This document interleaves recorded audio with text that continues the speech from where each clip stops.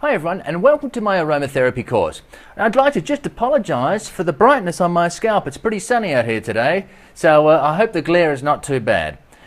Anyway, in this course I just want you to know that this course is, here's the thing, when it comes to essential oils, so many people really don't go much beyond using essential oils in their diffuser or their burner. You know, it smells nice, but that's really about it. In this course, what I want to do for you is show you how complete you can use essential oils in your life, whether it comes to cleaning your house, whether it comes from your day-to-day life for your health reasons, whether skin problems and so on and so forth. All right, so we're going to go through a whole lot of things in this course when it comes to essential oils. I'm going to show you lots of different ways to use them. We're making your own balms, salves, soaps, all this sort of thing. All right, so as we go along, we're going to go deeper and deeper into the use of essential oils.